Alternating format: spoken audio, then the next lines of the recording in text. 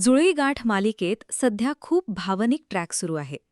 सावीच्या डोक्यावर परिणाम झाल्यामुळे तिची मानसिक अवस्था पूर्ण बदलली आहे. ती आता लहान मुलांसारखी वागताना दिसते. तिला काहीच आठवत नाही. तिचं लग्न झालंय, धैर्य तिचा नवरा आहे, घरातले लोक कोण आहेत याचीही तिला नीट कल्पना नाही. ती दिवसभर बाहुल्यांसोबत खेळते आणि निरागसपणे सगळ्यांशी बोलताना दिसते. पण या सगळ्या परिस्थितीत धैर्य मात्र सावीची साथ अजिबात सोडत नाहीये. तो प्रत्येक क्षणी तिच्या जवळ उभा आहे. सावीला काही त्रास होऊ नये म्हणून तो सतत तिची काळजी घेतोय.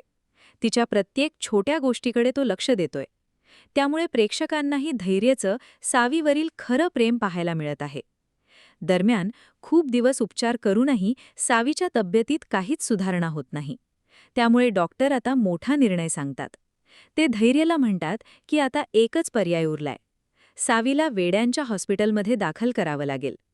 धैर्यालाही मोठा धक्का बसतो, कारण त्याला सावीला स्वतःपासून दूर पाठवायचं नसतं.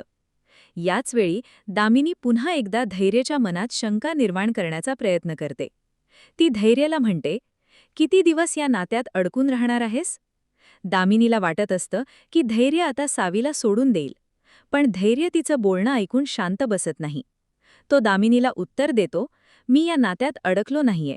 आता तर जन्मभरासाठी गाठ बांधली आहे. कितीही संकटं आली तरी तो सावीची साथ सोडणार नाही हे स्पष्ट दिसून येतं. त्यामुळे आता मालिकेत पुढे काय होणार याची उत्सुकता वाढली आहे. दामिनी इतक्यावर थांबणार नाही हे नक्की. ती पुन्हा सावी आणि धैर्यला वेगळं करण्याचा नवा प्लॅन करणार का? सावीची तब्येत पुन्हा ठीक होणार का?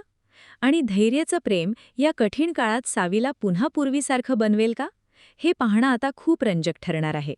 अशाच मालिकांचे ताजे अपडेट्स जाणून घेण्यासाठी मालिका बझ मराठीला आत्ताच सबस्क्राईब करा आणि बेल आयकॉन प्रेस करायला विसरू नका.